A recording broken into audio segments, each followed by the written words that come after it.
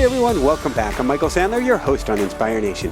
If you've ever wanted to view the world in a completely different way with a new perspective for new possibilities, then do we have the Evolutionary Entrepreneur show for you. Today I'll be talking with Jeffrey Slater, entrepreneur, speaker, philanthropist, and author of an insightful glimpse into a whole new and ancient world, the Evolutionary Entrepreneur. And that's just what I want to talk with him about today, how ancient wisdom is helping billionaires, industry icons, entrepreneurs, and us to be better people and leaders and to leave a positive legacy on this planet. That plus we'll talk about Sting and Paul Simon, virtual restaurants in Ibiza, Spain, why you might want a female shaman, and why in the world you don't want to invest in chicken farms.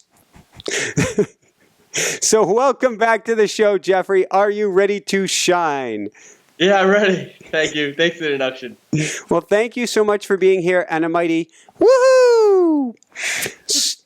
So before we dive right into things, this is your second time on the show. Would you mind giving us a little bit of a background? You can even go quite early back in time and give us Jeffrey Slater 101.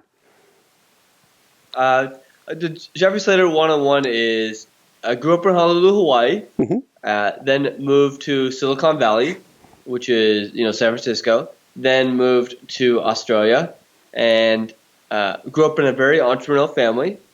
And my father, we struggled financially as a family when my father started his company. Then his company was acquired, and we didn't struggle so much anymore. And then he started another company while I was growing up, which is called Odesk, which is he was the first CEO and co-founder of Odesk, which is now merged with Elance, which people probably know it today as Upwork. So grew up around that environment, thinking that was normal. It was normal to be in conversations about raising capital, normal to be in conversations about mergers and M&A, and I thought that was just normal, but I guess it wasn't. And then I had to start my own path. So ultimately, got a job and wasn't too good at that. This is out of school. We went to college, all that stuff. Went to school, got a job, wasn't too good at that. Started investing in real estate, made a lot of money in real estate investing, and then nearly lost it all when I was like 27 years old.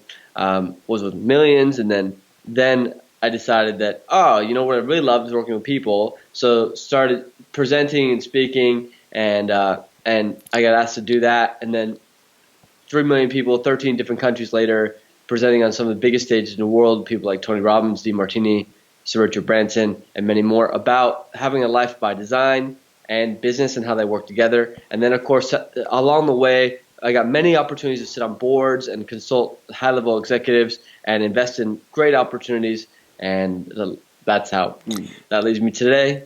What have been your most powerful messages that you've been sharing with people? The most powerful message I've been sharing with people, I don't think is in message form. I think it's in it's our lives that are really the message. So I used to think it was about having a message, and I've hit this inflection point in my life where life is about the message. So my life is the message itself. And sometimes, I make all kinds of mistakes and I learn from them, but it's how I relate to those mistakes that matter most. And that has become my message. So going from there, since today is talking kind of about ancient wisdom, if we go back, actually before we do that, I love the juxtaposition in your life between Hawaii and Silicon Valley, because being raised in one and going to the other, I can't think of another. It fits together well. I've seen many people pull it off, but such a shift in mentality you had to do. It was. I didn't really want to leave when I was a young kid, but I think now it makes sense why, of course, I enjoy how ancient wisdom affects modern times. Is I kind of was that. It was like growing up in Hawaii. Went to school bare feet, Hawaiian family, feet on land, surfing, ride my bike to the ocean. Very, very like land oriented, and the land owns us. And then went to Silicon Valley where it's more modern. So kind of saw both worlds. Actually, it was really neat. But now it makes sense. But yes, it was a very different experience, both worlds. And then when you were growing up, you were fairly straight-laced. We're not talking drugs, alcohol, that sort of thing. No, I never. What's interesting is my dad maybe had one drink of alcohol a month. Almost never. My mom never drank. I never drank at all. I still haven't drank today. Doesn't make me any better. I just haven't. Very straight-laced. No drugs, no alcohol, none of it. My mom's in my mom's line, my upper line, there was alcoholism. I think, but in the immediate family, no. And I think that was a lot of reason why we didn't do anything is because we saw the impact of it. That makes sense. And since we're going to be talking a little bit about ancient wisdom and plant medicine and what we can bring forward from that, I also grew up very straight-laced. I'm not saying that it's there's no judgment on it, but I have yet to get high or get drunk. Those are two experiences I haven't had. On the other hand, I've gone the indigenous plant medicine wisdom route because I felt that was just so important for me. Yeah, because the intention is different. You know, a lot of people drink to escape, and they drink to change their state. When actually, you know, when we work with plant medicine and you know, ancient wisdom covers a big gamut. You know, included in that, I guess you could say, is plant medicine. I would call them entheogens, which is catalysts for awakening and tools, and the intention behind it. If people get drunk, their intention is usually not to awaken themselves. Yeah. So how did you first get exposed to plant medicine or to these, if I pronounce it right, entheogens? Yeah. For me, it was I did the short version of my story, but when I was 20, I attended my first personal development seminar, and I knew that I wanted to do that for a living. I said, that looks amazing. I want to be the guy that changes people's lives and all that. And I studied personal development when I was 20 years old. I was in a seminar every couple weeks, you know, learning and developing myself and learning more about human psychology and I guess you could say ontology, which is a study of being. And then I found that useful. Then I started really heavily meditating as well, meditating daily, and I still meditate daily, and I love it. I encourage people to do the same. So I was mixing self-development with meditation for years and years and years. Then I was the guy training it as well. So I was speaking about it and everything. Then I also started coaching thousands of coaches. So I do these coaching programs where I teach coaches how to facilitate executive coaching and how to be better coaches with their executives, create transformation on the other side as well. So I was the guy that did it, a lot of it, read all the books, and also was teaching it, and still something was missing. And I was like, what is missing? And I get this, and I knew there was this frustration. I get this email from a friend of mine. He goes, you got to check this out. There's people in the jungles. And I watch these videos. So I started watching these videos of these so-called primitive people, which far from primitive. But they were singing songs and working with what's called shikapas and drinking this ayahuasca tea and the wachuma and tobacco and all this stuff. And I was like, I don't do that. No way, I'm not going to do that. That sounds crazy. And then I saw all the programming of what a drug is, and I can't do this stuff. And I saw all this programming come up about my mom being like, "You're crazy. You're going to die. You know, what are you going to do? My friends disowning me." And what I realized was that was all just programming. So I went, because I've never been the type to kind of succumb to the collective programming of what is everyone going to think. If I get worried what people are going to think, I usually will just do it.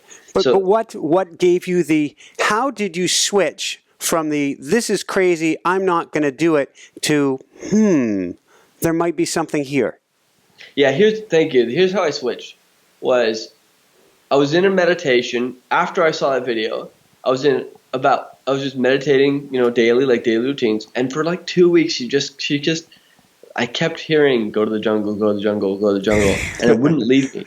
And what was interesting was I reviewed my life. I went, I've never done a drug in my life. I've never drank in my life. I've been around all this peer pressure, so much peer pressure, and I've never succumbed to it. Why am I curious about doing this, quote, these drugs in the jungle, which are not drugs, they're entheogens. But, you know, why is that? Why am I curious? And then that's actually what got me listening, was because my life was not filled with those experiences and it wasn't leaving me, I had to listen to the inner soul. I've gotten that same bug in my ear, so to speak. Yeah, you know, it's not for everybody. Let's just be clear, just so I say this to be responsible. it's not everyone's path. It was my path, and it has been many executive paths. And what matters is what we bring back, from the jungles into our companies and into our lives. That's really what matters, and it's not easy. And there are other ways to do inner work. I do find for myself that the plant medicine journeys are very effective, but it's not. That's my path. Yeah, and today what we're going to talk a little bit more about your path, and then what I really want to talk about is the wisdom that you've gotten from these journeys. So I think that's what not everybody who's listening to the show can or wants to pack up and go to Peru or somewhere and spend a week or two or more in the jungle. But if they do, that's very cool too. But we can all learn from these experiences. So you did pack up and head down to the jungle. Yeah, I did, and I'm grateful I did, and I would never take it back. So, I was just I used to want to make the Western world fit into my world, and then I realized that what does that mean? I think that means like trying to bridge worlds, and this is a recent distinction, which is try and be a world bridger, which is learn all these ancient ways and then try and mix in, the get things done and the productive. The Western world is filled with achievement, trying to get somewhere. And I realized that I don't think I'm a world bridger anymore. I think actually my job is to bring the jungle to the Western world and bring some sanity, because we're all, even the wealthiest entrepreneur, they feel like they're going insane in an absolutely insane world, but they're actually going sane. See, as we wake up, we're all going sane in the insanity, and the insanity is the shadow of the Western world. It's insane. It's exhausting, tiring, and delusional. In other words, what you're really saying is it's not getting us anywhere. Well, I mean, look at if people can say, "Well, Jeff, what about this?" Well, look at the results. I mean, the results speak for themselves. So we got to try something new. I'm just interested in a different kind of world that works, where we no longer look at what separates us, we look at what unifies us, and the results aren't there, so let's try something new. And I think that the ancient wisdom might be able to help us.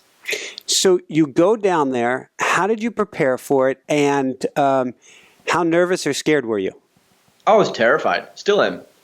Every time I sit with ayahuasca, I leave again in May. With a group, we got about 20 of us going. I'll usually bring entrepreneurs, and we go, and I'm not there serving medicine. I mean, I can serve medicine by bringing people and by writing books and things and sharing information. But the Shipibos will be serving medicine, and I'm still scared. Every time I sit with her, it's a little scary. And the reason it's scary is because you're in the presence of something real. When I meditate, I don't get scared before my meditation. And meditation is real too, but it doesn't take me into, sometimes when ayahuasca or these medicines take us into the unknown really deeply. And the difference is, I think Terence McKenna says it, is when you're meditating, your foot's on the gas to find inner peace. Come on, let's go find some inner peace. When you're with medicines or ayahuasca or some of these other ones, your foots are on the brake, and sometimes there's so much peace, you're unfolding. Now, how does this pertain to business and life? Is this: we as a human family are programmed to completely fear the unknown. And when we start a company or we take a company to the next level, there's a wanting to know how it's all going to work out, and a need to know how it's all working out, and that creates a perfectionism, which sometimes that creates paralysis analysis. And what I found with this ancient wisdom is that the fear of the unknown is not as scary. In fact, it's more embracing. So then getting started on new projects, not knowing how it's all going to look at the end is okay, versus how the old version of myself might have been way more scared about that. So I don't need to have all the answers. Moving forward without all the answers, some of the answers, but not all of them, and trusting the universe, trusting myself, trusting that has been very beneficial to business and in life. So, and if we look at the experience, and I want to hear more about your first experience here in a minute, but at least based on my experiences, and even if I hadn't had my near-death experiences before I had gone down this route, it completely shatters the paradigm that You're born, you live, you die, and that's it. And because that itself generates a tremendous amount of fear that if I don't get it done right now, that's the end of it. I'm gone forever. The game is over. And so everything matters now so damn much. Yeah. One thing I will share before I go into this is there are people in the jungles that know far more than me about medicine and these plants and this wisdom. There's thousands of species in the Amazon that exist, and those shamans and they don't even call them shamans really. They wouldn't call themselves shamans. That word was derived from Siberia. But the Western language, shamans, they know a lot. And I'm still a student and will always be a student and in that domain. And there's so much more to learn. And the more I work with these medicines and its ancient wisdom, the less I seem to know, and the more the sense of surrender to the unknown happens. So in my best guess, in my experiences, there seems to be, and this is just my opinion, people can take it or leave it, there seems to be a continuum of the soul, which means there's no beginning and no end. Mm-hmm. And there seems to be death is not what we think it is. And now how does that pertain to life? Well, we spend a lot of our lives kind of fearing death. And when death we're not afraid of it anymore, we can reallocate that energy that we're using towards fear, towards awakening ourselves, and towards development of our psyche and development of our connection and our reconnection to Mother Earth and everything around us. And that's better allocated than towards fear. When I first had my first experience, well, I guess that makes sense, first experience. But I guess the first question that I asked, and I hadn't planned on this, when I got in this experience is, how old am I? And I hadn't planned on this question. And what I got shown is a tile mosaic room. And I said that represents one life, and I was told that represents one lifetime. And then I walked on, and then there was another tile, and another tile, and another tile, and another tile, until a Fibonacci pattern was laid out into infinity before me, describing how old we truly all are. And there was something about seeing that that was just it really drove home the concept that we are so much more, and there is so much more going on here than we could ever imagine. And what's interesting is you saw symbols.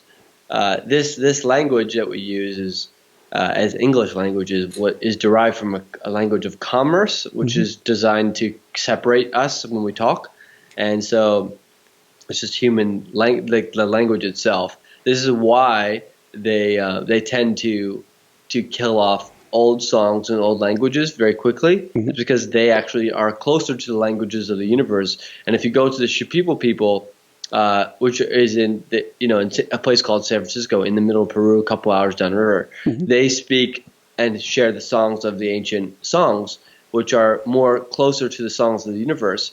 And when they sing, if you're in a ceremony, a lot of symbols come, and because symbols are information, or Fibonacci symbols are info in a formation which bypasses the intellect and is the true language of the universe. So songs, like Tesla says it too, is the new, is that healing and light and song is the language of the future, really. So that's the language of the future. And of course you saw symbols, because if she's going to talk with you, she's going to speak probably in symbols to show you a very big concept, so it can bypass the intellect. At least that's my best guess at it. So, and I'm thinking now of the beautiful songs from the shaman that are just they take you on a journey. Yeah, they do. They do. That's that's their wisdom. They spent the time digging into themselves and unearthing, getting closer and closer to the connection to the earth, so that they can bring us back to the reconnection of mm-hmm. ourselves. Can you remember your first experience, both what it's like and what you were learning from it? Yeah, I was my first experience. it was pretty funny. It was we were supposed to wear. Okay, so it was about we. It was a very private group. And there's about 5 of us or 6 of us. And what was pretty funny was we had to wear white, and we knew this medicine woman really well, so it was no big deal. And she said, "Oh, wear white." And so we all didn't have any white clothes. And the reason we're white is not because it's some holy experience, is because it's out of respect, and you can see better, and colors really contain a vibration, and the vibration of the white is better than wearing all black, right? For what we're about to do. And so we didn't have any white. So we all got these onesies. We all wore white onesies. Okay, so I was in a unicorn onesie. My buddies were in these other onesies, like superhero onesies. Oh, this is hilarious! White. It was ridiculous. We didn't even know what we were getting into, but we're still very respectful. We need white, so we got the onesies, and then we all went over there. And of course, so there we all are at the beginning of our journey, and we're in onesies, and it's pretty funny. And we all have buckets in front of us. Like, I'm a unicorn with a bucket, and a couple other ones are with buckets, and which is, for those of you that are listening, you end up purging or puking a lot of the negative energies and toxins within your body. So then 10 minutes into it, I'm thinking to myself, well, nothing's happening. I should have done more drugs in my life because nothing's happening. This is a waste of time. What am I doing here? And then within about 15 minutes, 20 minutes, all the whole light spectrum started to open up, or a big section of it. And I started to see what maybe has always been there. See, we say that you're hallucinating in the Western world, when actually, what if you're seeing what's always been? So I started to see things that maybe have always been there. And then I started to feel very familiar even in my onesie. And it felt more, that reality of seeing more than I was used to, and almost in a sense being breathed instead of breathing. Mm-hmm. I was being breathed by a universal collective consciousness.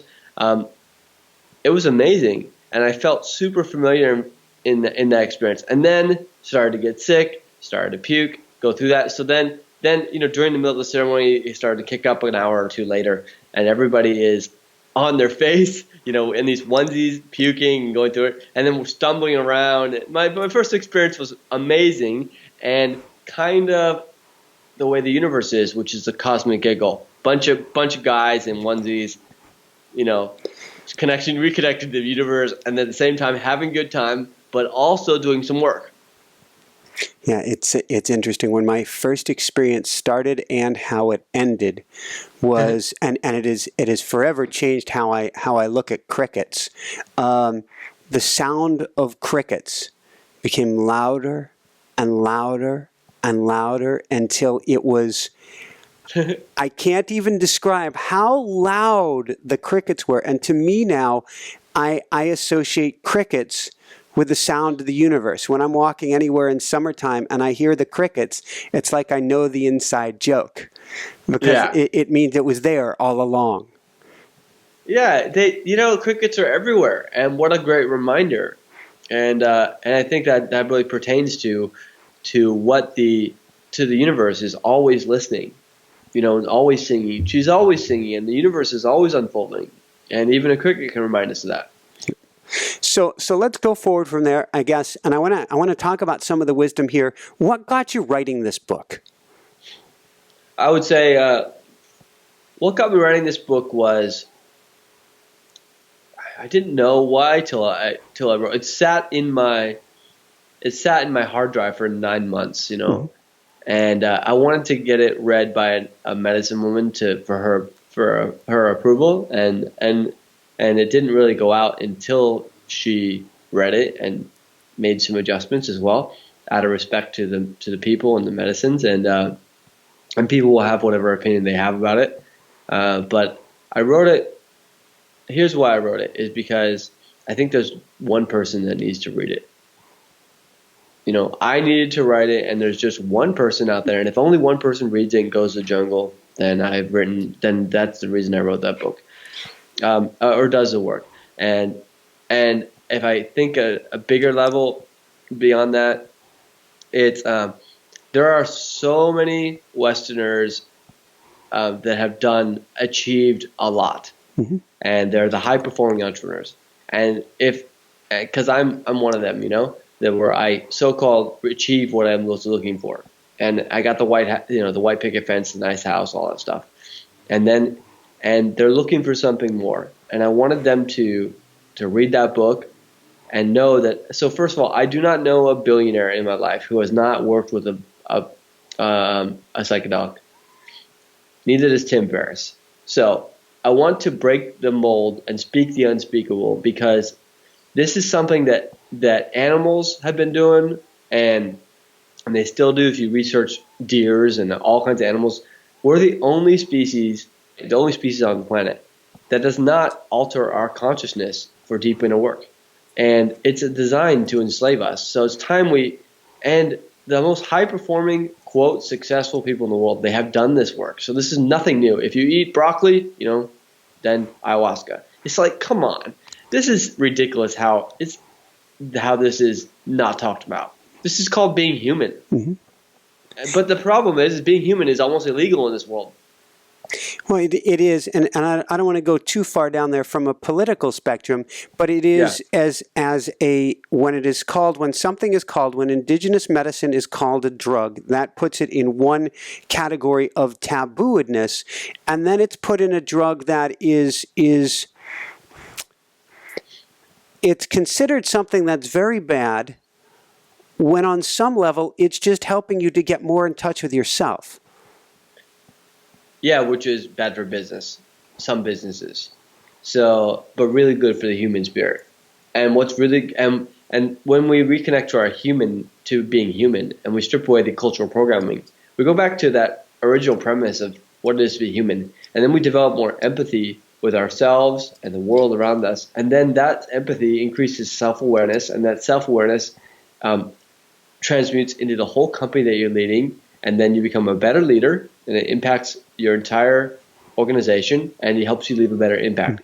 So, and you stay more on purpose. So for entrepreneurs, it's really useful to do that. So how does it increase our empathy or blow the doors off of our individuality? Well, I can only share with myself and others that have done it, because every journey is so different, and each individual journey is so different. But what I've noticed with myself is an increased connection to others and the world around me. Like those crickets are you singing back. And I used to have read about how I'm one with the universe. It's very different to read about it and to have a direct experience of it, and how to hurt another is to hurt yourself. So if you build a company that destroys the planet, you really are hurting yourself. But I can say that till I'm blue in the face to an executive. But when they have a direct experience of that, they will not build a company that destroys the planet anymore. They just won't. So how it increases empathy is gives you a direct experience of your symbiotic relationship with everything around us, as an experiential level, not as I told you so. That makes sense. So on that note, what's the warning label that should be put on these medicines? The warning label to be put on medicines would be could have you enjoy life a little more, could have you question the friends you're with that are your real friends, or who are your real friends who are not, will make you question everything around you. Make sure you're in relationships that are healthy for you. It'll make you question why you don't put your feet in the ground anymore. It'll make you question your job if you don't like it. You might even quit. It make you do things like love your life possibly. So that can be very disruptive to a very programmed mind. And another warning label is it shouldn't be for everyone. If you're on like antidepressants, obviously don't do it. You could die. There's a whole world around that. Other thing is you got to sit with the right people. It's got to be your path, not because you heard it on a podcast, On that note, how do you, if people are going down this road, and then I don't want to dive more into the wisdom here, but how do you, if you're going to go to Peru, for instance, or maybe a little closer, maybe to Costa Rica or someplace, how do you determine, because I have found that having the right shaman is so incredibly important. In fact, my wife Jessica she's like, I'm not doing another ceremony until we find the right indigenous grandma who is coming from such a soft, heart-centered place. How do we find them? Well, it can be challenging, and I think a lot matters in your intention. So the people's intention. So if your intention is to connect in a sacred way, probably the right person will show up. But secondly, if you wouldn't hang out with the person, they're probably not the right person. So for you, also go with a referral. So if you've heard of people that have gone and maybe drank over 5 times and have some experience at least, that they came back alive, they came back healthy, they came back put together. So that's a lot of it. They came back integrated. That'll tell you a lot. And for women, they should really be careful because you got to make sure you're safe because you're totally incapacitated. So make sure you're in a safe place with, and ideally, I would say, not that the men are incredible, but the women are incredible too. And I'd say some of the women are some of them stronger than the men even. Well, it's interesting in our experience of, which is why Jessica's like, I want to make sure next time it's with an indigenous grandma because that's the direction. That's more of the guide and the wisdom I want to get. And I found it intriguing in your book when you said, the female shamans may have it over the men shaman because they may take, and this may not necessarily be the case, but the intention when they're making the tea itself, they may have more care and heart, maybe more care and heart put into it. Yeah, the feminine tends to not be as rushed to get things done. So it's just natural. So the women, when they make the tea, they tend to take longer with it. So the journeys can be longer. So since they take longer to make it, the journeys are longer, where the men tend to, not all the men, okay? But if there's a sense of achievement of getting the tea done, then that is in the medicine experience.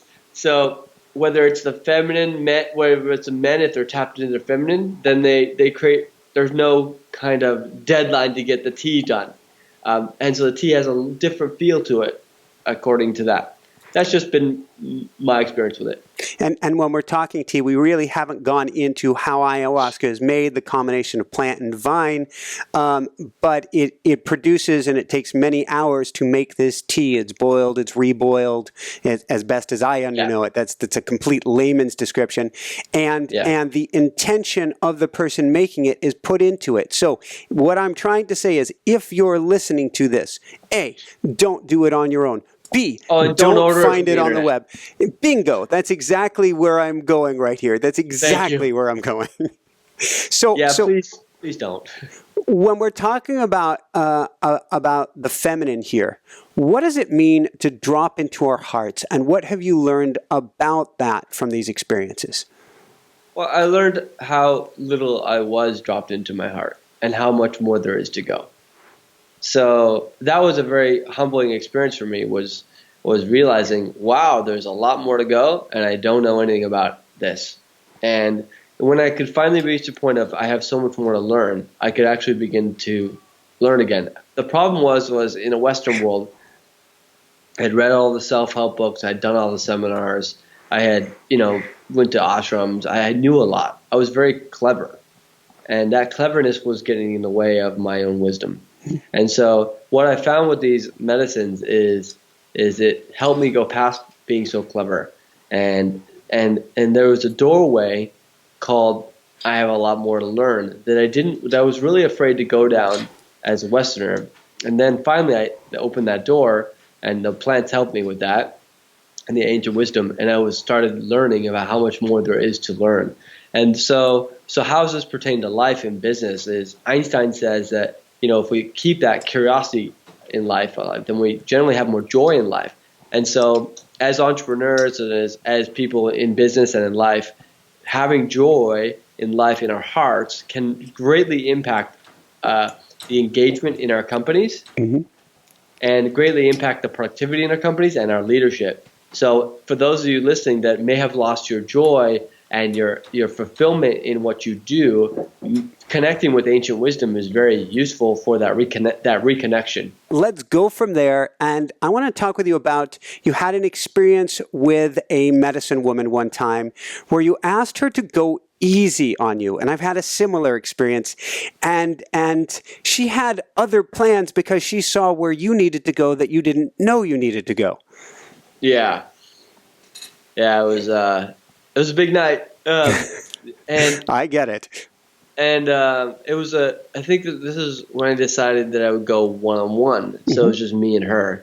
And so I was sitting and it was very, quote, intimidating. Not intimidating because she's like 5'3". But I knew what I was getting into. Well, I didn't know what I was getting into, but one-on-one is intense. And so it was just me and her and the medicine. And my experience of it was a total annihilation of what I thought was real, and I couldn't hold on to anything, including my sense of identity. So as a human being, identity coherence is the most important thing for a human being. We will fight to the death for our identity. And what the question I have is, what lies beyond our identity? Who are we beyond our sense of, quote, self? And what I found for myself was that instead of trying to solve the mystery of the universe like it's a problem to solve, what if we just bathed in the universe itself? And we are the universe. We are the mystery. And as the mystery of the universe, as by being that, how does that pertain to life itself and our businesses? Is that we are no longer having to protect our identity or sense of self, which means we don't achieve from a place of trying to get anywhere or try to prove anything, which is exhausting. I know for myself, a lot of my sense of achievement early on was I wanted to achieve out of an insecurity because I wasn't enough. And so the precept was that I wasn't enough, so that sense of achievement was I wasn't enough.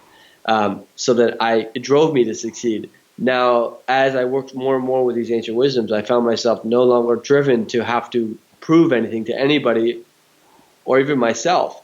And now I just do it because it's what there is to be done. Birds sing because they sing. They don't have a reason anymore. I don't have a reason for writing the books anymore, for doing this. It's just what I do. It's just a song I like to sing. So that's a very different approach for achieving things in life, and a much more fulfilling approach than the way the Western world does it. Is you need to do this to show the world who it is and who you are. Well, there's in a Western world approach, it's a cold, cruel world, and you have to fight against nature, get yours, or they're going to get theirs. Yes. But this is more, in a sense, correct me if I'm wrong, service oriented. How can we help others? Very much, which is how every species works together like that. How do we serve others, serve the other members of the human family? How do we work together, which is more in tune with nature?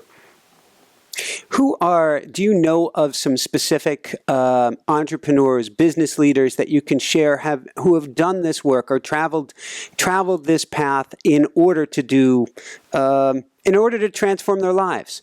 Yeah.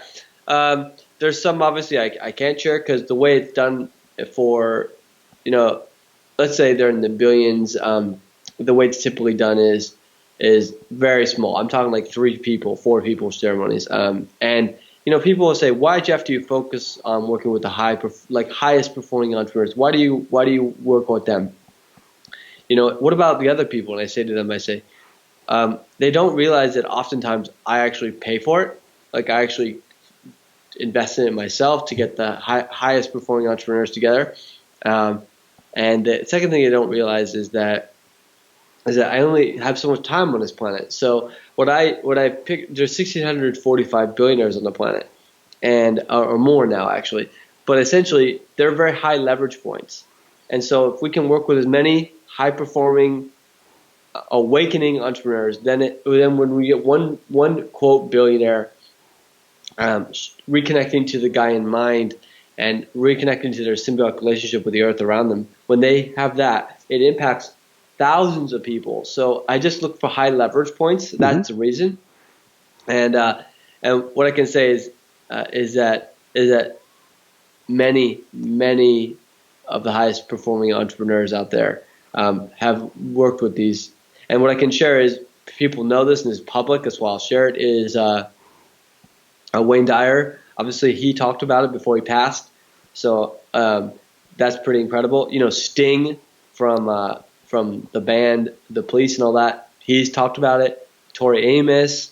And now I'm not saying Steve Jobs, he didn't do ayahuasca, or maybe he did, we don't know about it, but he did other medicines to help him awaken. And I can share with you, there are other thought leaders that don't talk about it that you guys all know, that have done some work, and that many people know, they just don't talk about it. And I find that maybe because I need to do more medicine. I like that. How has this path helped your meditation practice, or what have you brought back for your meditation practice, so that we could all use for ours? Yeah, you know, I still meditate, but I used to realize I used to think there was a time for meditation. You know, okay, I'm going to go meditate now for half an hour. And then I'd finish with my meditation. Now meditation is becoming more continuous. Like the journey happening. I'm meditating all the time. Mm-hmm. You know, it's always there. It's a still, the stillness is there, and a reference point. Not that I'm always in it. Sometimes I get hungry, I get upset and weird. But so how it's helped my meditation is it's faster to drop into meditation, much faster. The second thing is I know that when I'm meditating, because of the work with the medicines, there's far more to go. So the depths have gotten deeper. And then also I trust the visions in my meditation as well, and the insights that come, more than I used to. That's how it's impacted. So maybe we should go on the theme trust. How has it helped you? I want to bring some of this wisdom forward. How has it helped give you more trust in faith or anything of this sort? Yeah.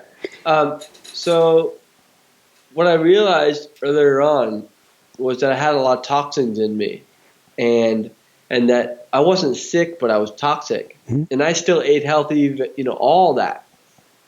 But still there was toxins in me, and the medicine, Cambo is another medicine people can look up, which is detoxifies, and same with ayahuasca as well, but started cleaning my system out.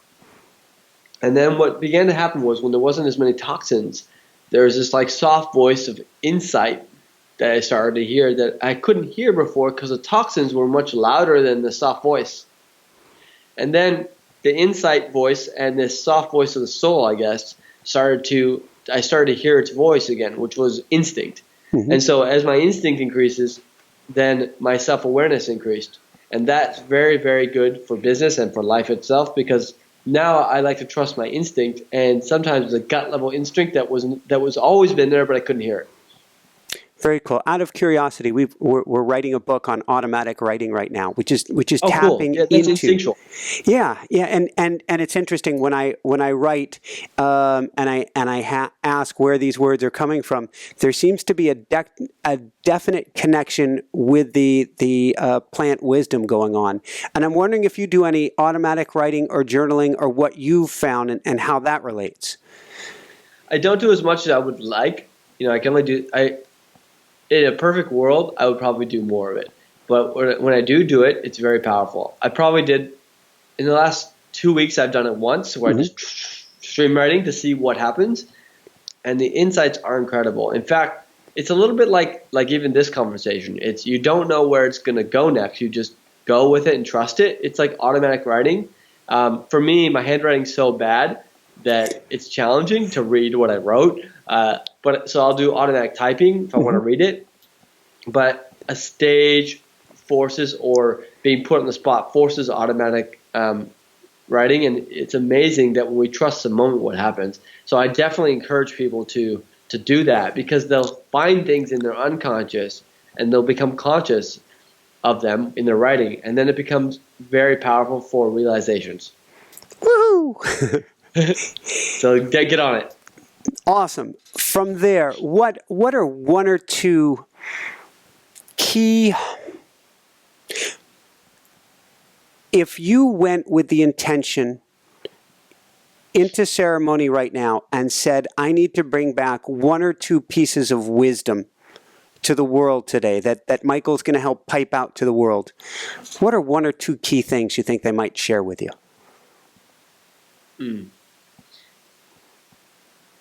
Well, the first one is if the Amazon dies, we die. Like, as a whole human family dies. Now, you've heard that before. You know, many people hear that before, that if the Amazon, we have to protect the Amazon. I don't think people realize how important that is. And if we want to have a home to live in and next generation to live in, we have to look after the Amazon. Not only that, but the quality of life depends on it. There are thousands of species in the Amazon that have yet to be discovered that contain the solutions for every ailment and every problem that we're having right now. And they're in the Amazon. So please look after the Amazon, whatever way you can. Second way is if you do this work, this ancient wisdom work, it's not about how much medicine you drink. It's about what you bring back and your integration of it. So, you know, I asked one of the medicine men over there, and I said, well, what do I do with all this? He said, bring it to the world, share it with the world. Now, since then, we've built some water towers and some things are being constructed in their towns. You know, we're bridging worlds. We're doing that. So if we're going to do this medicine work and learn from them, we have to bring something back to them. You know, do something for those people. They're really important for the connection to the earth. So number one, if the Amazon dies, we die. Look after the people that steward the Amazon and their people. If we're going to drink their medicine, we should do that. And I guess the third thing is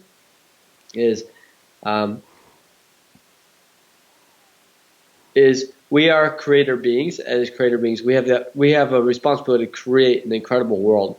So whatever, and let's use business to do that as a vehicle. So let's use our businesses to create an incredible world, and it takes courage to do this work. So I guess I'd like to acknowledge everyone listening to this. Thank you for the work you've done. Thank you for being the type of person that would even listen to this conversation. Thank you. Awesome. What words of wisdom, Jessica, my wife, she always wants me to ask a question for parents and their kids. What words of wisdom would you give based on what you've been learning for parents for their kids today? That the words of wisdom would be the best work you can do for your children is the work you do is the work you do on yourself. And I have had direct experiences with family members to know this in ceremony. Actually, can you share with us for a moment about that? Yeah, you know, I've spent time with certain family members of mine, close family members, in ceremony, and I saw the direct experience between when they are going through their experience, it greatly impacts me, and when I'm going through the experience, it greatly impacts them. So, you know, a simple. There's a medicine called hape or hapecito, and which is a tobacco snuff, and I had the privilege of serving my mom hape, which is and so I served my mom hape and tobacco, and I saw her go through her, and I saw when she had a point of challenge. It was directly on my side. It was like a mirror. And she worked through it, it impacted me. And then when I worked through something, it impacted her. It was amazing. So there's a symbiotic relationship we have with our parents. That's cool. We've had on several guests. Mark Willin is the more recent one I can think of emotional family traumas and emotions that can be stuck from the previous generation or many generations ago, which if we can heal it, it helps the past generations and helps us in the same time. You know, I kind of didn't share it because it's not my place, but I can share that I'd done a sweat lodge with my father. Yeah. Oh, cool. And you know, it's for my father to share some of the stuff, other things. But I did a sweat lodge with my father, and when he was going through his stuff, I saw it impacting me, and the work I was doing impacting him. And that was one of the most sacred experiences my father ever had. So it was incredible. Very, very cool. We like to always give people a homework assignment so that not only are they listening to this show here today, but they have something they go and do. What one thing would you ask people to go and do today to shift their lives? I would say go-to medicine. They should book an adventure of their life, whatever that is. And the medicine might be travel. They should go somewhere. Like, put something in the calendar, go visit a sacred site, and Machu Picchu, Stonehenge. Go visit somewhere. Go enjoy. Go take an adventure. And I guess the other piece of advice is stay connected on these types of shows and listen and inquire and inquire. And put their feet in the earth, like bare feet, half-hour a day. They'll feel it. They'll feel better. And ultimately, the last piece is bring more empathy to yourself as a leader, which will increase your engagement and increase your profitability. How do you have more empathy? More self-reflection. Where does self-love fit into this?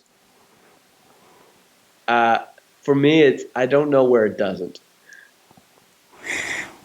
Thank you. So, yeah, thank you. Where can people go to find out more and to find your beautiful book? They can go to Jeffrey, Jeffrey, Slater, SLAYTER.com. They can also go to my podcast show as well, The Jeffrey Slater Show. Super cool. They can listen to that.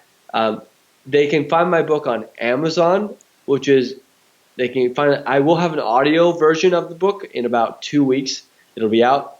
They can type in Jeffrey Slater on Amazon, and you'll see The Evolutionary Entrepreneur, and then go read it and enjoy it. And ultimately, it's just a book. Then the experience is very different. That makes, understatement.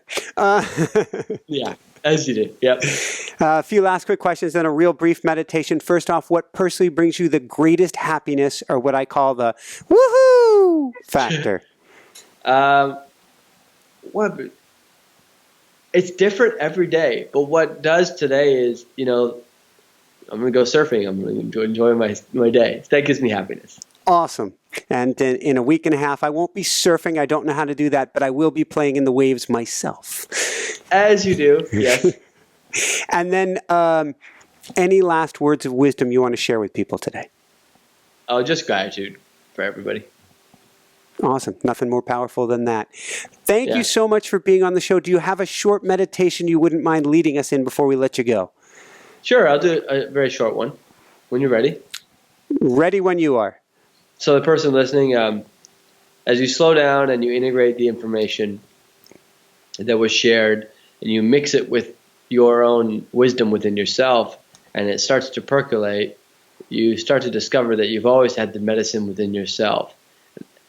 But not a medicine because you've been sick, but a medicine because you have always been eternal and you always will be eternal. A medicine that reminds you that you've never been sick in the first place. A medicine that knows that your connection to Mother Earth, Pachamama, has always been and always will be. And as things get challenging, as they do, there's always a silver lining. The question is, can you feel it? And as you feel it, you connect to the silver lining, which is your medicine, which has always been, which you always carry. And as medicine men and medicine women who are always connected to the medicine within ourselves, we remember our connection to the earth, our connection to the stars, our connection to the winged ones, the feathered ones, the crystal kingdoms. For this is our home on earth. This is our home, and no one can take away our home. So as women and children and men, our responsibility is to look after her. For she's calling us all home. Oh. Mm-hmm.